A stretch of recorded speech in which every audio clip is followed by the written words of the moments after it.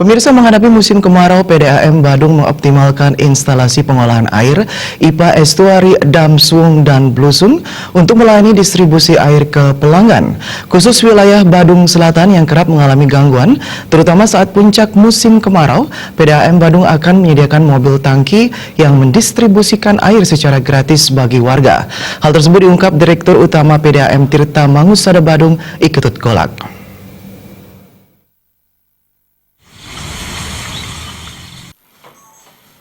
Lebih lanjut, Direktur Utama PDAM Tirta Mangutama Badung, Ketut Golak, menyatakan selama ini PDAM Badung selalu mengoptimalkan beberapa sumber IPA seperti estuari, dam, suung, dan blusung. Menghadapi musim kemarau, terjadi penurunan debit air di sumber pengolahan air. PDAM Badung telah melakukan kerjasama dengan membeli dari pengaliran air spam, Tukat Petanu, dan Tukat Penat. Terkait pelayanan di wilayah Badung Selatan, kerap selama ini mengalami gangguan distribusi. Kebutuhan air di wilayah mencapai 700 liter per detik untuk musim kemarau tetap mampu dilayani. Namun saat jam puncak dan puncak kemarau, pihaknya akan menyediakan mobil tangki yang membagikan air secara gratis kepada pelanggan, terutama daerah yang sulit mendapat air karena lokasi berada di daerah yang cukup tinggi seperti Kutuh, Ungasan, dan Pecatu.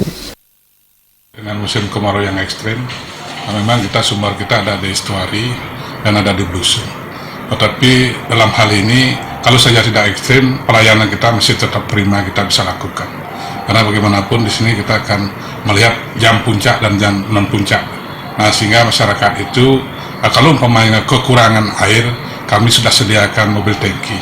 Dalam hal ini akan kami berikan mobil tangki untuk pelayanan tambahan daripada kita.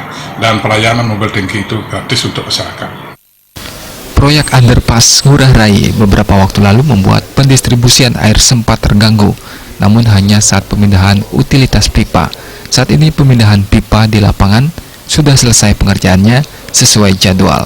Ini pertama kami selaku direksi mohon maaf terkait dengan gangguan yang ada.